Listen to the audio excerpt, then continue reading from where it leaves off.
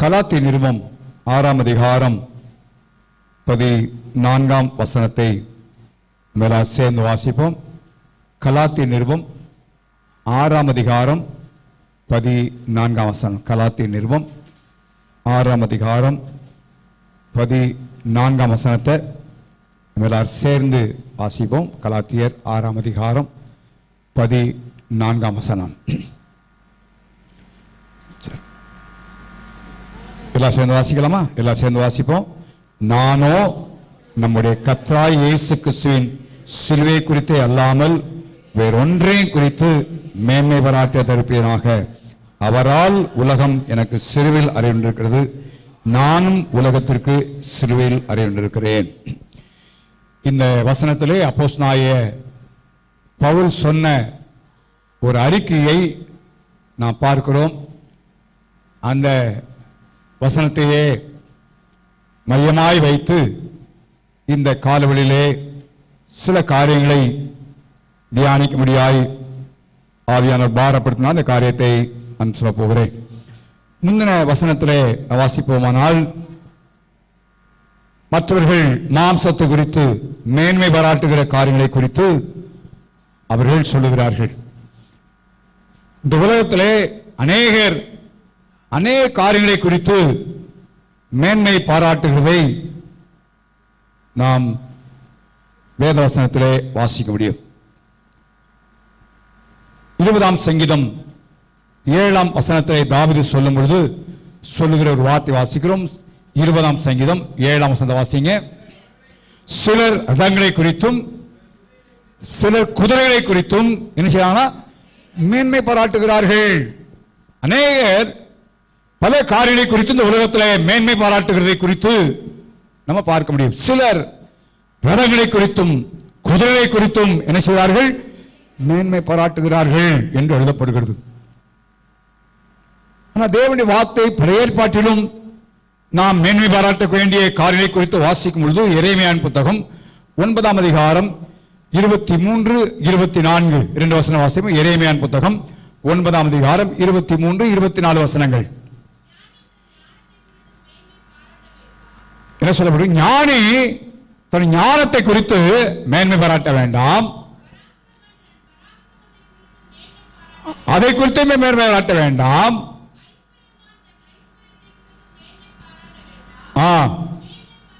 மேன்மை பாராட்டுகிறவன்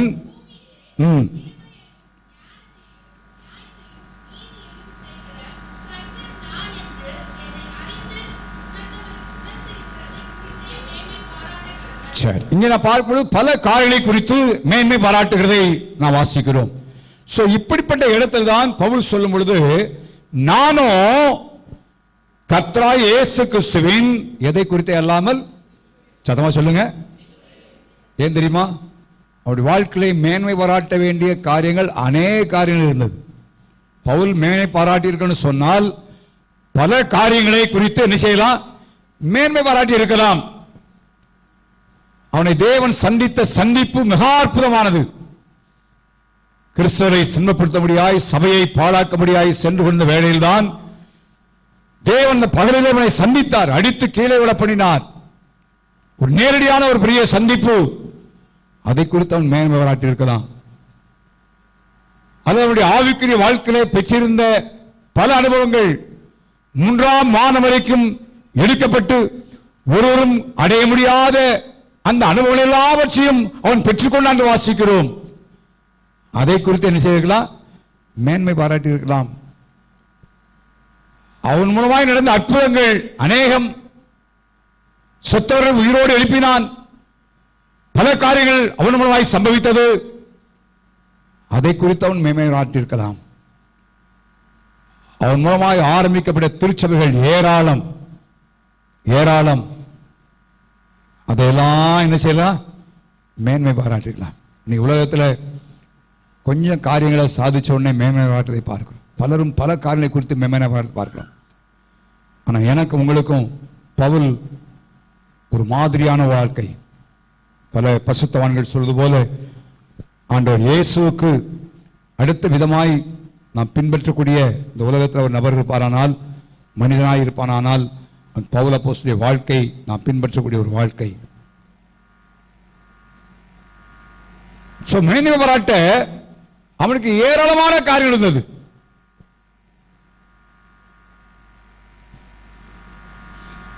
கமாலியலின் பாதத்திலே கற்றறிந்தவன் சொல்லும் பொழுது நியாயப்பிரமாணத்தின்படி குற்றஞ்சாட்டப்படாமல் என்று எழுதப்படுகிறது. எனக்கு முன்னோரை பார்க்கலும் வயதுள்ளவரை பார்க்கலும் பக்தி வைராக்கியத்திலே மிக மிக பக்தி வைரமாய் வாழ்ந்தவன்.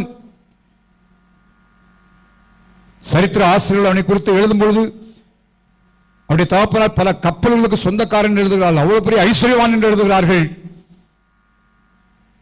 இறைவன் சொன்னது போல ஐஸ்வர்யத்தை குறித்தோ மேன்மை ஞானத்தை குறித்தோ எதை குறித்தோ அல்ல, அவனுடைய அனுபவங்களை குறித்து அல்ல, அவன் சாதித்த காரியங்களை குறித்து அல்ல, ஒரே ஒரு காரியத்தை சொல்றான், நான் சிலுவையை குறித்தே அல்லாமல் வேற ஒன்ன குறித்து மேன்மை பாராட்ட மாட்டேன். ஹல்லேலூயா, ஹல்லேலூயா.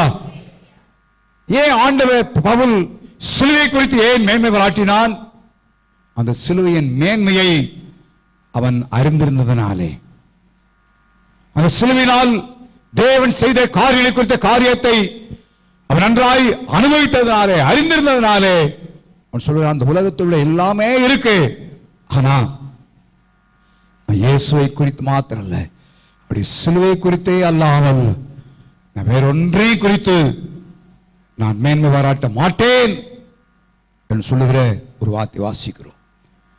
ஆகவே இந்த கால்வழியிலே ஏன் சிலுவை குறித்து மேன்மை பாராட்ட வேண்டும் என்பதை குறித்து சில வசனங்களை சொல்லி நாம் குறிப்பிட்ட நேரங்களில் கொஞ்ச நேரம் ஜெபம் பண்ணி நாம் முடிக்க போகிறோம். ஏன் சிலுவை குறித்து மேன்மை பாராட்ட வேண்டும்? எத்தனையோ காரியங்கள் இருக்க, ஏன் சிலுவை குறித்து மேன்மை பாராட்ட வேண்டும் என்பதை நாம் பார்ப்போமானால், முதலாவதாக 1 யோவான் நிருபம் 4ஆம் அதிகாரம் 9 வசனம் 10 வசனம் வாசிங்க. 1 யோவான் 4ஆம் அதிகாரம் 9, 10.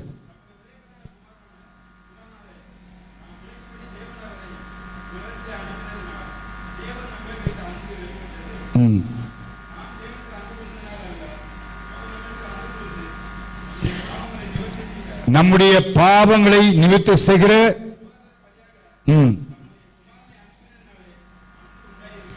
தேவனுடைய அன்பு கல்வாரி சிலுவையிலே ஏன் பவுல் அதை குறித்து மேன்மை பாராட்டுகிறேன் சொன்னானா? தேவனுடைய அன்பு சிலுவையின் மூலமாய் வெளிப்பட்டது. ஹல்லேலூயா. ஆண்டவருடைய அன்பு, the love of God, தேவன் தம்முடைய அன்பை சிலுவையின் மூலமாய் வெளிப்படுத்துகிறதை நாம் பார்க்க முடியும். சாதாரண அன்பு அல்ல. அதெல்லாம் சொல்லப்படும். எப்படி அந்த அன்பு என்னவா? கிருபாதார பலியாக ஒப்பு கொடுக்கப்பட்டதை வாசிக்கிறோம். யோவான் 3ஆம் அதிகாரம் 16ஆம் வசனம், எல்லாருக்கும் நல்லா தெரிந்த வசனம். தேவன் தம்முடைய ஒரே பேரான விசுவாசிக்கிறவன் எவனோ அவன் கெட்டு போகாமல் நித்திய ஜீவனை அடையும்படிக்கு தந்தருளி இவ்வளவாய் உலகத்தில் செய்தாருங்க. பிதாவின் அன்பு. யார் நம்மிடத்தில் அன்பு இருந்தாலும் அன்பு கூட ஆட்டணும். சிலுவையை பார்க்கும் நேரம் நம்ம அறிந்து கொள்ள வேண்டிய காரியம், தேவனுடைய அன்பு சிலுவையின் மூலமாய் வெளிப்பட்டது. ஹல்லேலூயா. என்னிலே ஒரு அன்பு நான் பாடினோம். சிலுவை மீதே தொங்கிய இயேசு அன்பு கூர்ந்தார்னு பாடினோம். பிதாவின் ஒரே பேரான குமாரனை தந்தருளி அவர் சிலுவையை அறிய முடியாது ஒப்பு கொடுத்து அன்பு கூர்ந்தார். நாம் எப்படிப்பட்ட நிலைமையில இருந்தோம்? ரோமர் 5ஆம் அதிகாரம் 8ஆம் வசனத்தை வாசிங்க.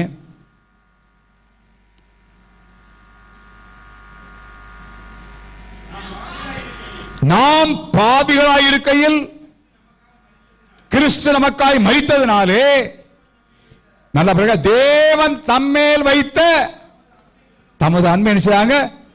through the cross, சிலுவையிலே தேவன் தம்முடைய அன்பை வழங்கப்படினார். எப்ப? நம்ம நண்பராக இருக்கும் பொழுது, நாம் பாவிகளாய் இருக்கையில், கீழே பார்த்தீங்கன்னா சத்துருக்களாய் இருக்கையில், துரோகிகளாய் இருக்கையில் அதான் பவுல் சொல்றாரு, அவருடைய அன்பப்பா, அதனால அவருடைய சிலுவை குறித்து நான் மேன்மை பாராட்டுவேன். ஹல்லேலூயா, ஹல்லேலூயா. 1 யோவான் 4 அதிகாரம் 19 வாசிக்கிறோம். வாசிங்கள். 1 யோவான் 4:19.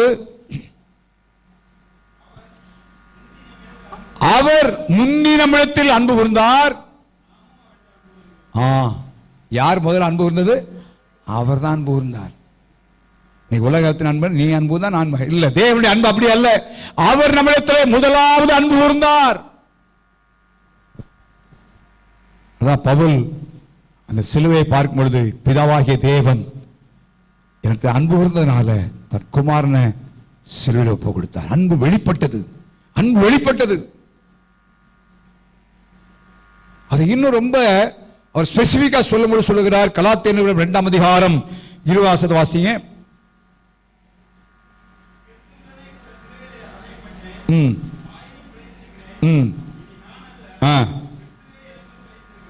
அடுத்து என்னில் அன்பு கூர்ந்து, நல்லா கவனிங்க, உலகத்தை மாத்திரமல்ல, அவர் தனிப்பட்ட விதத்தில் சொல்றார். என்ன செய்யாரா? என்னில் அன்பு கூர்ந்தார். எதை யோசிக்கணும்? யோவான் 16 உலகத்தில் இவ்வளவாய் உலகத்தில் அன்பு கூர்ந்தான் இருக்கு பொதுவா. நான் பவுல் தன்னை எடுக்கும் பொழுது என்னில் அன்பு கூர்ந்தார். எனக்காக சிலுவையிலே, எனக்காக. அதான் பவுலுக்கு எத்தனையோ காரியம் இருந்தாலும் அந்த ஆண்டுடைய அன்பு எனக்கு சிலுவையில் வெளிப்படாதுப்பா, அதனால அதை குறித்து நான் மேன்மை பாராட்டுவேன். ஹல்லேலூயா. அந்த அன்பு மாத்திரம் வெளிப்படல சொன்னா ஐ எம் நத்திங். இன்னைக்கு நான் பாவியா இருந்திருப்பேன், நான் துரோகியா இருந்திருப்பேன், நான் ஒன்றுமில்லாம இருந்திருப்பேன். ஆகவே நான் சிலுவை குறித்து மேன்மை பாராட்டுகிறேன். அது அன்பின் சின்னமாக நம்ம பார்க்க வேண்டும். கிறிஸ்துவுக்கு முன்பதாக அது ஒரு சாபத்தின் சின்னமாய் காணப்பட்டது உண்மை.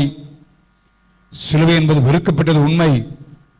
இயேசு சிலுவையில் தோன்றினால எனக்காய் உங்களுக்காய் அன்பு கூர்ந்தார். அதுதான் பவுல் சொல்லுகிறார், நான் சிலுவை குறித்தா மேன்மாட்டேன். அப்ப என்னன்னா, அவருடைய வாழ்க்கையில் எல்லாத்துக்கும் மேல அந்த தேவனுடைய அன்பு தான். தேவனுடைய அன்பு, தேவனுடைய அன்பு, தேவனுடைய அன்பு. ஏன்னா அவர் தேவனுக்கு துரோகியா இருந்தார், அவர் சத்ருவாய் இருந்தார், கிறிஸ்துவை மறுதலிக்கிறவராய் காணப்பட்டார். அந்த மகாபெரிய ரட்சிப்பை பெற்றுக் கொண்டனால அதை மிக ஆழமாய் ஒரு உணர்ந்தனால தான் சொல்றாரு, நான் சிலுவை குறித்தே அல்லாமல் ரெண்டையும் குறித்து நினைச்ச மாட்டேன். காரணம் தேவனுடைய அன்பு சிலுவையில் வெளிப்பட்டது. இன்றைக்கும் தேவன் அன்பாகவே இருக்கிறார். அவே முதல்வரும் ஏன் சிலுவை உயர்த்தப்பட்டது? சிலுவைக்கு தியானிக்க காரணம் என்ன?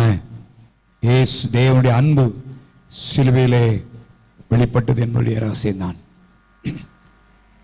இரண்டாவதாக ரோமன் நிருபம் 5 அதிகாரம் 10 ஏன் பவுல் சிலுவை குறித்து அல்லாமல் நான் வேறொன்று குறித்து மேன்மை பாராட்ட மாட்டேன் என்று சிலுவை குறித்து மேன்மை பாராட்ட காரணம் என்ன என்பதை நான் பார்க்கும் பொழுது ரோமன் நிருபம் 5 அதிகாரம் 10 நாம் தேவனுக்கு சத்துருக்களாயிருக்கையில் அவருடைய குமாரத்தின் மரணத்தினாலே அவருடனானே நினைச்சதும் ஒப்புரவாக்க, சிலுவையின் மூலமாய்தான் ஒப்புரவாகுதல் ஏற்படுத்தப்பட்டது.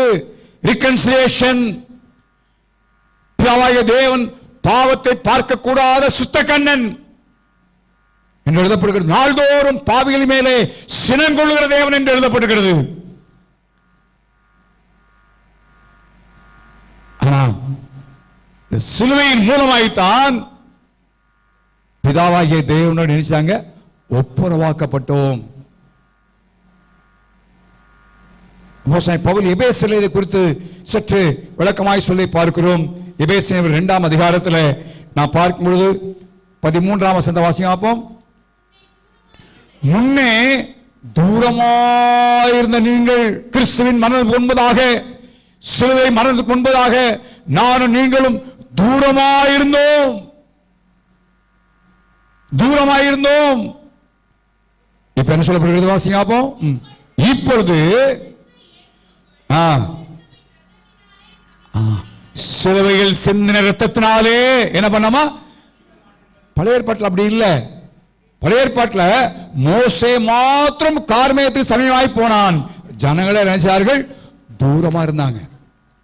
ஆண்டவர் மோசே சொன்னாரு, திரும்ப போய் ஜனங்கள்ட்ட சொல்லு, பக்கத்தில் யார் மலை பக்கத்தில் நினைச்சே வந்துடக்கூடாது. பவுல் சொல். மோசே சொல்றான், நான் ஏற்கனவே சொல்லிட்டு தான் ஆண்டவர் வந்தேன், திரும்ப போய் சொல்லு. ஜனங்களாம் தூரமா இருந்தார்கள். மோசே ஒரு வந்த கார்மேகத்து சமதான். ஆனா புதிய ஏற்பாட்டில் சிலுவையிலே இயேசு சிந்தின ரத்தத்தினாலே தூரமாயிருந்த நம்மை பிதாவின் பக்கத்திலே கொண்டு வந்து அது ஒப்புரவாக்கினார் என்று எழுதப்படுகிறது. அந்த வசனம் தொடர்ந்து வாசிப்பமான சொல்லப்படுகிறது. எப்படினில் அவரே நம்முடைய சமாதான காரணராகி இருதரத்தாரையும் ஒன்றாக்கி பகையாக நின்ற பிரிவினையாகி நடிச்சுவரை தகர்த்து என்று எழுதப்பட்டிருக்கிறது. தகர்த்தார், ஒப்புரவாக்கினார். 16 வசனம் வாசிக்கிறோம். பகையை சிலுவையினால் கொன்று அதனாலே இருதரத்தாரையும் ஒரே சரீரமாக தேவன் செய்தாருங்க, ஒப்புரவாக உழைத்தை செய்தார். சிலுவையின் மூலமாய்த்தான் ரிகன்சிலியேஷன், ஒப்புரவாகுதல். அப்படி இல்லைன்னா இன்னைக்கு நம்ம தனித்தனியா இருப்போம். பாவத்துடைய தண்டனை அனுபவித்தவர்களாக, தேவ சமூகத்திலே பக்கத்திலே வர முடியாதவர்களாக, அப்பா பிதாவே என்று கூப்பிடத்தக்கதான அந்த கிருபை இல்லாதபடி ஜனங்களை போல தூரம் வந்திருப்போம், பழைய ஏற்பாடு ஜனங்களை போல. ஆனா சிலுவையினாலே பிதாவாகிய தேவனோடு நாம் ஒப்புரவாக்கப்பட்டிருக்கிறோம், அவர் பக்கத்தில் வரும்படியாக. அதான் எபிரேயர் 4:14 எழுதுறாரு, நம் இரக்கத்தை பெறவும் ஏற்ற காலத்தில் சகாயம் செய்யும் கிருபையின்படி தைரியமாய் கிருபாசன் நினைச்சோம். பழைய ஏற்பாடுல போக முடியாது, அதுக்கான வழி இல்லை. ஆசரிப்படாத வழி இல்லை. பிரதான ஆசனை தவிர ஒருவனும் பிரவேசிக்க முடியாது. வருஷத்துக்கு ஒரு முறை அல்லாமல் பிரவேசிக்க முடியாது. ஆனா இயேசு என்றைக்கு சிலுவையில் மரித்தாரோ திரைச்சிறை கிடைத்தது.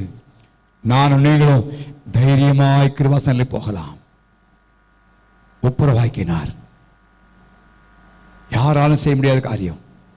என் பாவம் செய்த பாவத்தை, நான் சொன்ன போல பாவத்தை பார்க்க கூடாத சுத்த கண்ணன், நாள்தோறும் பாவிகள் மேல் சினங்கொள்ளுகிற தேவன் என்று எழுதப்படுகிறது. ஆனா இயேசு சிலுவையில் ஒப்புரவாக்கி விட்டார். அதான் பவுல் சொல்றாரு, தூரமாயிருந்த நம்ம பிதாவாய் தேவத்தை பக்கத்தில் கொண்டு வந்து ஒப்புரவாக்குனாரே, ஆகவே சிலுவை குறித்து மேன்மை பாராட்டுவேன். ஹல்லேலூயா, ஹல்லேலூயா. எத்தனை கோடி கொடுத்தாலும், எவ்வளவு நாள் செய்தாலும் ஒன்றும் செய்ய முடியாது. ஆனா இயேசு கிறிஸ்துவின் சிலுவை மரணத்தின் மூலமாக நம் பிதாவாகிய தேவனோடு ஒப்புரவாக்கப்பட்டிருக்கிறோம். தைரியமா இயேசு கிறிஸ்துவின் மூலமா நம்ம கேட்கிறோம். எவ்வளவு பெரிய பாக்கியம் என்பதை யோசிச்சு பாருங்க. நான் பிதாவின் சமூகத்தை கிட்டிச் செல்வதற்குரிய ஸ்லாக்கியத்தை தேவன் உண்டாக்கியிருப்பாரானால் எவ்வளவு பெரிய ஆசீர்வாதமான காரியம் என்பதை உணர வேண்டும். பவுல் எல்லாவற்றையும் தன்னுடைய வாழ்க்கையை உணர்ந்தவனாக, ஏன்னா அவன் தேவனுக்கு விரோதமாய் செயல்பட்டு எல்லாம் இழந்தவனாய் காணப்பட்டான்.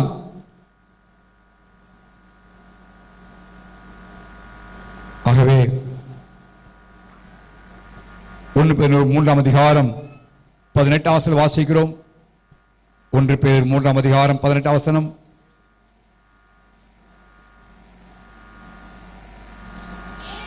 ஏனெனில் நல்லா கவனிங்க, ஒவ்வொரு வார்த்தை மிக முக்கியமான வார்த்தைகள். கிறிஸ்துவும் நம்மை, 3 காரியம் பாருங்க.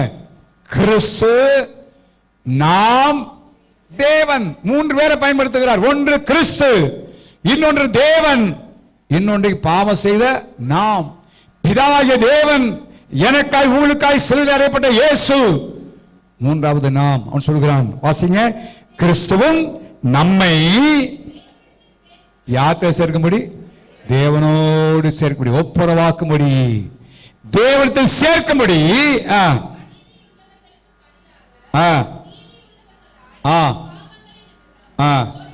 ஒரு தரம் பாடுபட்டார். கல்வாரி சிலுவிலே மரித்த மரணத்துக்கு சொல்றாரு, பாடுபட்டார், உயிர்பட்டார். எதற்காகனா பாவத்திலும் அக்கிரமத்திலும் தேவனிடம் தூரம் போயிருந்த நம்ம தேவனிடத்தில் சேர்க்கும்படி, இன்னும் அருமையான வார்த்தை பாருங்களேன், யாரோடு சேர்க்கும்படியா? அந்த ஒப்புரவாகும்படி. அதுக்கத்தான் சிலுவை. சிலுவை இல்லைன்னா நான் பிதாவாகிய தேவனோடு ஒப்புரப்படுறேன். அப்படியே ஆதாம் துரத்தப்பட்டது போல நான் நீங்களும் துரத்தப்பட்டவர்களாய் காணப்படும், இழந்து போனவர்களாய் காணப்படுவோம், அனைத்து நன்மைகளையும் அற்றவர்களாய் காணப்பட்டிருப்போம். இல்லை, அவரிடத்தில் சேர்க்கும்படி சேர்க்கும்படி. அதை பவுல் உணர்ந்ததனால்தான் நான் சிலுவை குறித்து அப்பா மேன்மை பாராட்டுவேன். அவர் தான் ஐயா, வேற ஒன்றும் இல்லை. எத்தனை தாளங்கள் இருக்கலாம், கிருபைகள் இருக்கலாம், ஆனால் என்ன பிதாவாயே தேவனிடத்தில் சேர்த்திருப்பாரா, சேர்க்கா விட்டிருந்திருப்பாரானால் என்னெல்லாம் பரிதாகும். ஆகவே அதற்கு காரணம் சிலுவைதான். ஆகவே அந்த சிலுவை குறித்து நான் மேன்மையான் சொல்லுகிறேன். மூன்றாவதாக ஏற்கனவே வாசித்த கலாத்தின் 6ஆம் அதிகாரம் 14ஆம் வசனத்தை வாசிப்போம்.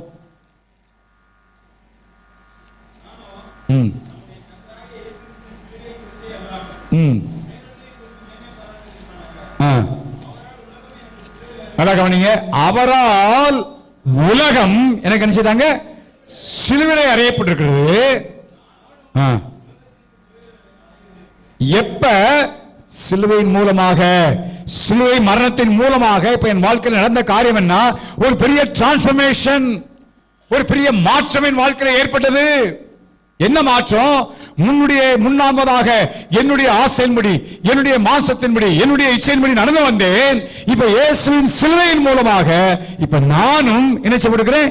சிலுவையில் அறையப்பட்டிருக்கிறேன். இப்ப எனக்குள்ள ஒரு பெரிய மாற்றம், ஒரு பெரிய டிரான்ஸ்பர்மேஷன். என்னுடைய சொந்த முயற்சினால் அல்ல, என்னுடைய சொந்த பலத்தினால் அல்ல, சிலுவையின் மூலமாக. ஆகவே அந்த மாற்றம் என்ன செய்து நாளுக்கு நாள் என்னை இயேசுவை போல மாற்றி கொண்டு வருகிறது. ஹல்லேலூயா. அதான் வேற ஒரு காரியம் அல்ல, என் பக்தி வைராக்கியம் அல்ல, அல்லது நியாயப்பிரமாணத்தில் படித்த காரியங்கள் அல்ல. இந்த சிலுவையில இயேசு மரித்தனால, வைத்து போன சிலுவையில நானும் என் மாம்சத்தை சிலுவை அறைய ஒப்பு கொடுக்கிறேன். அதனால எனக்குள்ள ஒரு பெரிய மாற்றத்தை தேவன் தருகிறார். அது இன்னும் கொஞ்சம் அதிகமாக கலாத்தியர் 1ஆம் அதிகாரம் 4ஆம் வசனத்தில் வாசிக்கும் சொல்ற வாசியம். நம்மை இப்பொழுது இருக்கிற பொல்லாத பிரபலத்திலிருந்து விடுவிக்கும்படிக்கு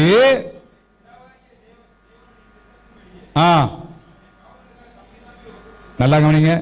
சிலுவையில ஒப்பு கொடுத்தனால்தான் ஆண்டவர் இந்த பெரிய மாற்றத்தை கொண்டு வர்றதற்கு எதிலிருந்து நம்மை விடுவிக்கிறார்?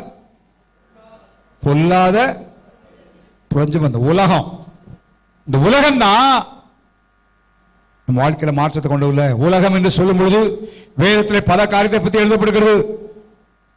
வாசிக்க வேண்டாம், சொல்லிக் கொண்டு போகிறேன்.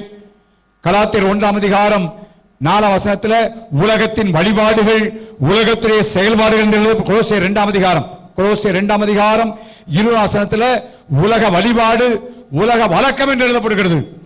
அப்ப சிலுவையின் மூலமா தான் எனக்கு மாற்றம் ஏற்படுச்சு. ஏன்னா இந்த உலகத்திலிருந்து சிலுவை என்ன செய்தாங்க? விடுவிக்கிறது.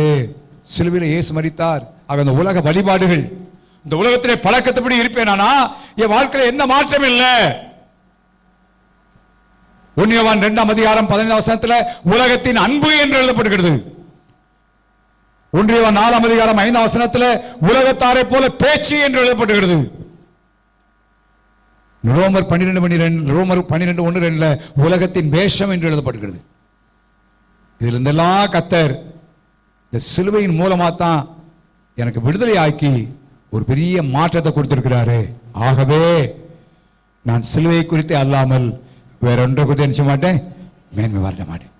என் வாழ்க்கையில் இயேசுவை போல வாழும்படியாய் ஒரு மாற்றத்தை கொடுத்தது இந்த சிலுவை தான். இந்த சிலுவை தான். காலவெளி அருமையான கர்த்தருடைய பிள்ளைகளே, நாமும் இதை உணர்ந்தவளாக நம்முடைய வாழ்க்கையில சிலுவை குறித்து மேன்மை பாராட்டும். ஆண்டவரே, எல்லாருடைய சிலுவையினால வந்ததாப்பான்னு சொல்லி மேன்மை பாராட்டும். மற்ற காலம் விலை கொடுத்து வாங்கிடலாம், அல்ல. நம்முடைய வாழ்க்கையில பெரிய காரியம். ஆகவே நாம் சிலுவை குறித்து மேன்மை காட்டும். 2 வார்த்தையை சுருக்கமாய் சொல்லி நான் முடிக்க முடிய விரும்புகிறேன். ஏதோ அர்த்தமற்றவளாக அல்ல. இந்த குட் ஃப்ரைடே என்று ஏதோ ஒரு கிறிஸ்துமஸை கொண்டு ஒரு துக்க நாளை அனுசரித்தோம் இல்லை. இல்லை, சிலுவையிலே நான் மேன்மைப்படுகிறேன். ஆண்டவரே எனக்காக மரிச்சதுனால நான் அதை குறித்து மேன்மைப்படுறேன். அதை நான் மேன்மைப்படுறேன். எனக்கு இன்னில் அன்பு இருந்து எனக்காக மரித்ததுனால. அது ஒரு மகிழ்ச்சியான செய்தியை ஒழிய, மேன்மை பாராட்டக்கூடிய செய்தியை ஒழிய துக்கமான செய்தி அல்ல. சாதாரண கூடும். இந்த உலகம் முழுசு நாட்டில் நம்ம சிலுவை குறித்து மேன்மை பாராட்ட வேண்டும். அவரோடு சேர்ந்து நானும் மேன்மையாட்ட போறேன். காரணம் என்னிடத்தில் பிதாவுடைய அன்பு என்னை வெளிப்பட்டது. தேவனிடத்தில் சேர்க்க முடியாது. அவர் சிலுவையில் இருந்தாரு. மாத்திரம் இல்லை, எனக்கு ஒரு பெரிய மாற்றத்தை சிலுவையின் மூலமாய்த்தான் தருகிறார். என்னைக்கு ஒரு மனிதன் சிலுவைக்கு கொண்டு வரப்படுகிறானோ அவருடைய வாழ்க்கையில் மாற்றங்கள் ஏற்படுவதை பார்க்கிறோம். அவன் குடிகாரனா இருந்திருக்கலாம், பாவியா இருந்திருக்கலாம், பயங்கரமான மனுஷனா இருந்திருக்கலாம். என்றைக்கு சிலுவைக்கு நேராக கொண்டு வருகிறானோ, இயேசு ரத்தத்தால் கழுவப்படுகிறானோ, அன்றைக்குள்ளே அவன் பெரிய மாற்றத்தை நாம் பார்க்க முடியும். ஹல்லேலூயா. காரணம் சிலுவை தான். சட்டத்தால் மாற்ற முடியல, சமுதாயம் மாற்ற முடியல, மனிதனால் மாற்ற முடியல. ஆனால் இயேசுவின் சிலுவை ஒரு மனிதனை மாற்றுகிறது. அதனால தான் ஒரு மேன்மை அவனுக்கு. மேன்மைப்படுத்த யாரால மாற்ற முடியாத சிலுவை, இயேசுவின் மரணம் ஒரு பெரிய மாற்றம் அடைந்ததுனால நான் மேன்மாறான்னு சொல்கிறான். ரோமர் 8ஆம் அதிகாரம் 32ஆம் வசனம் வாசிங்க.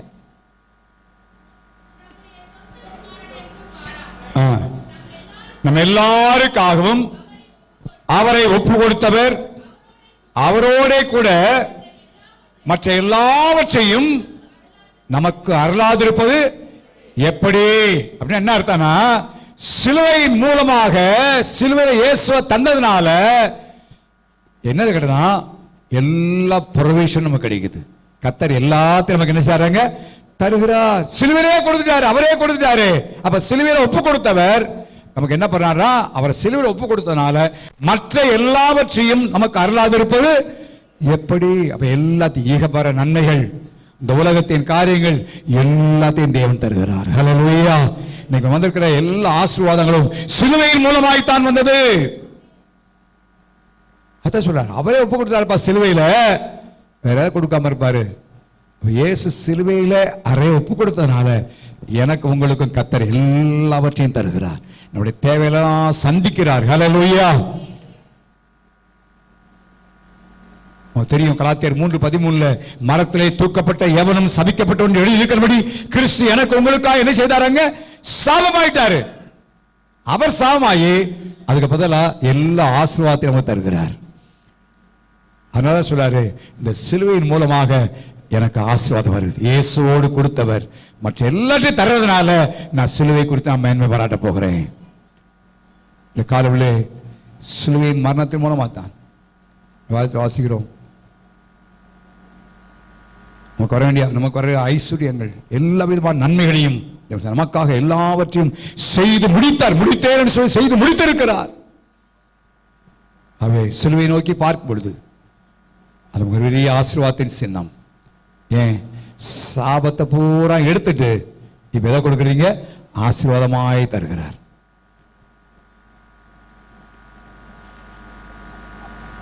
பெரிய நன்மையான காரியம் இந்த காலவடையிலே.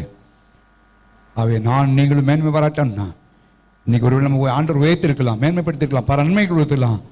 மேன்மை பாராட்டாம இயேசுவின் சிலுவை குறித்து மேன்மை பாராட்டும். ஹல்லேலூயா. எல்லாம் அவரால் வந்தது, சிலுவை மரணத்தினால் வந்தது என்பதை உணர்ந்தவர்களாக குட் ஃப்ரைடே அன்னைக்கு மாத்திரமல்ல, ஒவ்வொரு நாளும் நம்முடைய வாழ்க்கையில நினைக்கணும்.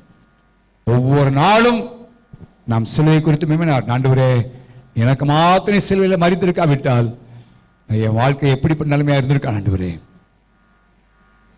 என்பதை உணர்ந்தவளாக நாம் நன்றியுள்ளவளாக இருப்போம். அதை குறித்து மேன்மை பாராட்டும். வேற ஒரு மேன்மை நான் சொன்னது, ஆண்டவனுக்கு கிருபை கொடுத்துருக்கலாம், தாழ்ந்துருக்கலாம், வரங்களை கொடுத்துருக்கலாம், எல்லாம் கொடுத்துருக்கலாம். ஆனா இது எல்லாமே அடிப்படை காரணம் என்னன்னா, சிலுவையின் மூலமாகவே. ஹல்லேலூயா.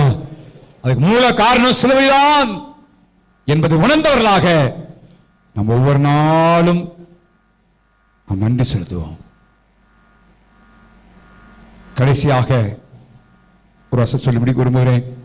1 Peter 2ஆம் அதிகாரம் 24 வசனம் வாசிப்போம். 1 பேதுரு 2:24.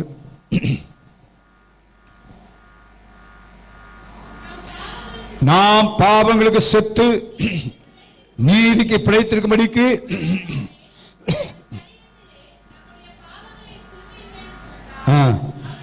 அவருடைய தழும்புகளால் குணமான ஒரு பெரிய ஆறுதல், ஒரு பெரிய தைரியம் நமக்கு என்னன்னா, அவருடைய தழும்புகளால் நம்ம என்ன செய்யணும், நம்முடைய பலவீனங்கள் எல்லாவற்றையும் சிலுவை மேலே சுமந்து தீர்த்து விட்டார்.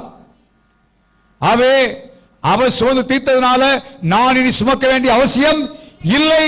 அது எனக்கு ஒரு பெரிய ஆறுதல். It's a great consolation. இயேசு சிலுவை பார்க்கும் பொழுது எனக்கா இயேசு சுமந்துட்டாரு. அவர் பட்ட காயத்தினால நான் சுகமாகிறேன். ஹல்லேலூயா. எனக்கா எல்லாம் செய்து முடிச்சிட்டாரு. இனி நான் அனுபவிக்க வேண்டியதான். இனி நான் பட வேண்டிய அவசியம் இல்லை. சாத்தானை ஏற்கனவே ஜெயித்து விட்டார். இப்ப நான் ஜெயத்தின் பக்கத்தில் தான் போராடி கொண்டிருக்கிறேன். இனி நான் போராடி சாத்தானை ஜெயிக்கிறதில்லை. ஏற்கனவே ஜெயித்த சாத்தானை நான் ஜெயிக்க போகிறேன். ஹல்லேலூயா. ஏற்கனவே ஆண்டவர் இயேசு ஜெயித்து விட்டார். அவை தோற்கடிக்கப்பட்டவன். அதெல்லாம் யுத்தம் பண்ணி கொண்டிருக்கிறேன். ஆகவே எனக்கு உங்களுக்கு பெரிய தைரியமும் ஆறுதலும் சிலுவையின் மரணத்தின் மூலமாக ஒரு வெற்றி, ஆரோக்கியம், ஒரு பெரிய சுகமாகுதல் இருக்கிறது. இயேசு சிலுவைத்தும் போது எல்லாம் முடிந்தது. I have finished. நம்முடைய ஆவிக்குரிய வாழ்க்கை நாம் எடுக்கிற முயற்சியில் அல்ல, இயேசு ஏற்கனவே செய்து முடித்த காரியத்தில் தான் நம்ம ஆரம்பமாகிறோம். ஹல்லேலூயா. ஏற்கனவே செய்து முடிச்சிட்டார். முடிச்ச காரியத்தை தான் ஆரம்பம். நம்ம ஆரம்பிச்சு முடிக்க போறது இல்லை. இயேசு முடித்த காரியத்தை தான் நம்ம ஆரம்பிக்கிறோம். அவை எனக்கு ஒரு பெரிய தைரியம். எல்லாவற்றையும் செய்து முடித்த ஆண்டவர் அது எந்த காரியமானாலும் அதையும் செஞ்சு முடிச்சிட்டாரு. ஹல்லேலூயா. ஒரே வார்த்தை, எல்லாம் மனுஷங்க முடிந்தது, finished. முடிந்ததுதான். அவ எனக்கு ஒரு பெரிய தைரியம் ஊட்டுற காரியம். அதனால பவுல் சொல்றாரு, ஆகவே தான் நான் சிலுவை குறித்து அல்லாமல் வேற எந்த குறித்து செய்ய மாட்டேன், மேன்மை மாற்ற மாட்டேன். இந்த காலவெளியிலே, இந்த குட் ஃப்ரைடே காலவேளையிலே நம்முடைய வாழ்க்கையில் சிலுவையின் மேன்மையை நினைப்போம். சிலுவையின் மூலமாய் வருகிற நன்மைகளை நினைப்போம். இவளெல்லாம் விலை கொடுத்து வாங்க முடியாத ஆசீர்வாதங்கள், நம்முடைய ஆவிக்குரிய வாழ்க்கையின் மேன்மைக்காக உள்ள காரியங்கள். அதை சற்று யோசித்து பார்த்த ஆண்டவரே, நான் என் வாழ்க்கையில பல காரியங்களை கொடுத்துக்கலாம் ஆண்டவரே, ஆனா எல்லாமே சிலுவையின் மூலமாய் தான் வந்தது ஆண்டவரே. நான் மாத்திரம் சிலுவை அடையாவிட்டால் இதுக்கு நான் தூரமா இருந்திருப்பேன், இது அனுபவிக்காமல் இருப்பேன். என்றைக்கு நான் நீங்கள் ரட்சிக்கப்பட்டோமோ, என்றைக்கு நம்முடைய வாழ்க்கை சிலுவை செயல்பட்டதோ, அதற்கு எல்லாவற்றும் நாம் உரிமையாளாய் மாறிவிட்டோம். அவே அதை அறிந்தவர்களாக, உணர்ந்தவர்களாக நாம் சிலுவை குறித்தே மேன்மை பாராட்டுவோம். எல்லா நியமிக்கலாமா? எல்லா பயத்தோடு தேவ சமூகத்தை நியமிப்போம். ஹல்லேலூயா. ஸ்தோத்திரம் ஆண்டவரே. சில ரதங்களை குறித்தும் சில குதிரை குறித்து மேன்மை பாராட்டுகிறார்கள். ஞானி தன் ஞானத்தை குறித்து மேன்மை பாராட்ட வேண்டாம். திறமசாலி திறமை குறித்து மேன்மை பாராட்டாம். ஐஸ்வர்யான் தன பணத்தை குறித்து மேன்மை பாராட்ட வேண்டாம். ஏன் தெரியுமா? அதெல்லாம் ஒரு நிமிஷம் போயிடும், எல்லாம் போயிடும். புதிய ஏற்பாடு பவுல் சொல்ல தெரியும். எரேமியாவில் எழுதப்பட்ட வார்த்தையை பவுல் நல்லா அறிந்திருந்தார். அவர் பெரிய ஞானி, அவர் பெரிய அறிவாளி, திறமசாலி, அனுபவங்கள், எத்தனையோ காரியங்கள். பவுல அப்போஸ்தலன் மாதிரி ஊழியத்தை செஞ்சவங்க யாரும் இல்லை. எத்தனை அடி, எத்தனை உத, எத்தனை கஷ்டங்கள், கல்லறி, எத்தனை காரியங்கள். அவ்வளோ பட்டவன் வேற எந்த காரியத்துக்கு மேல ஆட்டல. ஏன் அப்படின்னா எல்லாமே சிலுவையின் மூலமாய்த்தான். அவை சிலுவையை அல்லாமல் ஒரு என்ற குத்து மேன்மை பாராட்ட மாட்டேன். இந்த காலவெளியிலே குட் ஃப்ரைடே அன்று ஒரு தீர்மானம் பண்ணுவோம். ஆண்டவன் கொடுத்த வரங்கள், கிருபைகள், தாளந்துகள் எல்லாவற்றுக்காக ஸ்தோத்திரம். நல்லது. ஆனால் இனி வர நாட்கள் ஆண்டவரே உடைய சிலுவை குறித்தே நான் வரட்ட போறேன். பவுலுடைய வாழ்க்கையோடு இணைந்த ஆண்டவரே, நான் சிலுவை மாத்திரம், ஏன் நான் சிலுவையின் மூலமாய்த்தான் எல்லா விதமான நன்மைகளும் எனக்கு உண்டாகிற ஆண்டவரே. ஆகவே சிலுவை குறித்தே மேன்மையாட்ட போற ஆண்டவரே, உடைய அன்பு எனக்கு இல்லாமல் இருக்குமானால் என்னக்கோ அழிஞ்சு போயிருப்பேன். நீரே அன்பு இருந்ததுனால தான், சிலுவையிலே அன்பை வெளிப்படுத்தினதுனால தான் நான் எவ்வளவு பெரிய பாவியா இருந்தாலும், அக்கிரமக்காரனா இருந்தாலும், துரோகியா இருந்தாலும் உடைய அன்பு எல்லாத்தையும் மன்னித்தவர் ஏற்றுக்கொண்டது. ஹல்லேலூயா. நான் பாவிகளாக இருக்கையில் நம்ம மேல அன்பு கூர்ந்தார். பவுல் சபை என்னில் அன்பு கூர்ந்து நம்ம ஒவ்வொருவரையும் தனிப்பட்ட விதத்தில் தேவன் அன்பு கூர்ந்தார். அவருடைய அன்பு மாறாத அன்பு, அதை வெளிப்படுத்தின சிலுவையில் தான் தேவன் வெளிப்படுத்தினார். பிதாவையே தேவனை விட்டு எங்கேயோ இருந்தோம், தூரமாயிருந்தோம். சிலுவையின் மூலமாய்த்தான் நாம் சமீபமாய் கிட்டி ஒப்புரவாதத்தின் ஊழியத்தை ஆண்டவர் ஏற்படுத்தி கொண்டு வந்தார். இல்ல நான் நீங்களும் தேவன் வைத்திருக்கிற காரியத்தை தூரமா இருந்தா பார்த்திருப்போம். நான் இன்னைக்கு தைரியமாய் அவருடைய சமூகத்தில் அவருக்கு உதவி செய்திருக்கிறார். அவர் தான் நமக்கு மத்தியஸ்தராய் அவர் காணப்பட்டார்கள் வாசிக்கிறோம். சிலுவையின் மூலமாகவே. இந்த சிலுவை மாத்திரம் இல்லைன்னா என் வாழ்க்கையில் அக்கிரமத்தில், அநியாயத்திலும், பாவத்தில் வாழ்ந்திருப்பேன். இந்த வாழ்க்கையில் ஒரு பெரிய மாற்றத்தை கொண்டு வந்த சிலுவை தான். அநேகருடைய முந்தின வாழ்க்கையை யோசிச்சு பார்ப்போம். எவ்வளோ பயங்கரமான தன்மை உடையவளாய் காணப்பட்டோம், மூர்க்க குணமுள்ளவாய் காணப்பட்டோம். ஆனால் சிலுவை மூலமாக ஆண்டவர் பெரிய மாற்றத்தை தந்திருக்கிறாரு. இன்னும் அவரை போல மாறுபடியான ஒரு பாக்கியத்தை சிலுவையின் மூலமாகவே தருகிறார். ஆகவே நாம மேலாட்டுவேன். சிலுவையை பார்க்கும் பொழுது எனக்கு வேண்டிய ப்ரொவிஷன் எல்லாம் அவர் மூலமா இயேசுவே கொடுத்துட்டாரு, எல்லாத்தையும் எனக்கு தருவாரு. அல்லாத இருப்பது எப்படி? இட்ஸ் ஈஸி, எளிது. அரே கொடுத்துட்டாரப்பா சிலுவையில், அப்ப மற்ற எல்லாத்தையும் கொடுப்பார். என் தேவை சந்திக்கப்படுமா முடியும். இயேசுவையே எனக்காய் கொடுத்த ரட்சிப்பை தந்தவர், தன் சொந்த குமாரனையே சிலுவையில் ஒப்பு கொடுத்தவர். என் தேவை சந்திக்காம இருப்பாரா? இல்ல, கொடுப்பாரு. விசுவாசிப்போம். பெரிய ஆறுதல். என் பலவீனெல்லாம் சிலுவையில் ஏற்றுக்கொண்டு என் வியாதியெல்லாம் சுகமாக்கி எல்லாம் முடிந்ததுன்னு சொன்னார். அவருடைய தழும்புகளால் குணமாக எனக்கு ஒரே பார்த்து சிலுவையில் எல்லாவற்றையும் செய்து முடித்து விட்டார். பெரிய தைரியத்தையும் ஆறுதலையும் தருகிற காரியம். ஆகவே நான் சிலுவை குறித்து மேனாரட்டேன். அவே இந்த நாளில் கேட்ட வார்த்தைப்படி நீ வரப்போகிற நாட்களில் இது வந்து குட் ஃப்ரைடே மாத்திரம் இல்லை, இன்னைக்கு இயேசு கிறிஸ்து மனத்தை இன்னைக்கு மாத்திரம் நினைச்சு அப்படியே விட்டுறது இல்லை. ஆண்டவரே, உங்க சிலுவை தான் எனக்கு எல்லாத்துக்கும் காரணம், மூல காரணம் சிலுவை தான்ப்பா. அதனால் எல்லாத்துக்கும் நான் சிலுவையே நான் மேலும் வராட்ட போறேன்ப்பா. பவுல் அது ஆழமா இந்த வார்த்தையை சொல்லுகிறார், விளையாட்ட சொல்லலை. ஒவ்வொரு காரியத்தை உணர்ந்தவராக, ஏன்னா தேவனை விட்டு தூரமாய் இருந்தார், கிறிஸ்துவுக்கு பகைவராய் காணப்பட்டார், தேவனுக்கு தேவ ஜனங்களுக்கும் உத்தரப்படுத்தவராய் காணப்பட்டார். ஆனால் சிலுவையின் சந்திப்பு, இயேசுவின் சந்திப்பு அவர் சிலுவை குறித்த மேன்மை அடையும்படி செய்து. அப்பதான் இந்த சிலுவை மாத்திரம் இல்லைன்னா நான் எங்கேயோ இருந்திருப்பேனே, எப்படியோ வாழ்ந்திருப்பேனே. அதனால தான் சொல்றாரு, இவ்வளோ பெரிய பாக்கியத்தை அக்கிரமக்காரனாய் தேவனுக்கு விரோதமாய் செய்த என் மேல் அன்பு இருந்தாரு, அது சிலுவையிலான அன்பு இருந்தார் என்று சொல்லி இந்த சிலுவை வந்தார். அவை நாம நம்முடைய வர நாட்கள்ல ஆண்டவரே நீ சிலுவை குறித்தே என்னிலே மேன்மை பாராட்ட ஒன்றும் இல்லப்பா, எல்லாம் உங்க சிலுவை மூலமா வந்து நான் சிலுவைக்கு வரானா தான் ரட்சிக்கப்படாமல் இருந்திருப்பேன். நீர் வந்து சிலுவையில அறையாமல் இருந்திருக்க, ரத்தத்தை சிந்தாமல் இருந்திருப்பேனா, நான் கோபாக்கினிக்கு பிள்ளையா இருந்திருப்பேன்ப்பா, எவ்வளோ நான் இந்த இடத்துல இருந்திருப்பேன். ஆனால் சிலுவையின் மூலமா தானே இன்னைக்கு நம்முடைய பிள்ளையா மாறினேன். உடையான சேற்றிலிருந்தும் பயங்கரமான பாவத்திலும் விக்கிரக ஆராதனையிலிருந்தும் ஆண்டவரே கண் மூடப்பட்ட நிலைமையில இருந்தும் எனக்கு இப்ப இவ்வளவு பெரிய உயர்வு, இவ்வளவு பெரிய மேன்மை, இவ்வளவு பெரிய ஆசீர்வாதம், இன்னைக்கு ஒரு ரெகக்னேஷன் எல்லாம் எனக்கு தந்திருக்கிறேன்னா இது சிலுவையின் மூலமா தான்ப்பா. அதையே நம்ம என்ன வரட்டும்னு சொல்லி எல்லாரும் வாய்த்த ஜெபம் பண்ணுவோமா? ஓ ஹல்லேலூயா ஹல்லேலூயா ஹல்லேலூயா ஹல்லேலூயா ஹல்லேலூயா. கர்த்தாவே உமக்கு ஸ்தோத்திரம் ஆண்டவரே. ஹல்லேலூயா ஹல்லேலூயா ஹல்லேலூயா. கர்த்தாவே எல்லா ஜெபம் எல்லா ஸ்தோத்திரம் ஜெபம் ஆண்டவரே உணவுண்டு ஒவ்வொரு நாளும் சிலையை மேன்மை வரட்ட உதவி செய்யுங்க அப்பான்னு சொல்லுவோம். ஹல்லேலூயா. என்னை ஒப்புரவாக்கி நேரே தூரமாக இருந்த கொண்டு வந்தீங்க அப்பா. ஹல்லேலூயா. தேவையில்லானே சந்திக்கப்பா சந்திப்பீங்க ஆண்டவரே. கர்த்தாவே இயேசுவே கொடுத்துட்டீங்க, ஏன் காரியத்தை எப்படி பொறுப்பெடுக்காம செய்வீங்கன்னு சொல்லுங்க. ஹல்லேலூயா.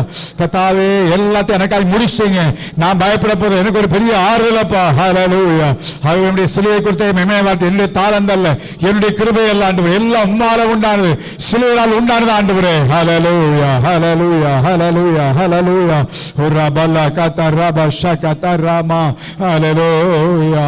சிலுவை மீதே தொங்கிய இயேசு என்னில் அன்பு கூர்ந்தார்.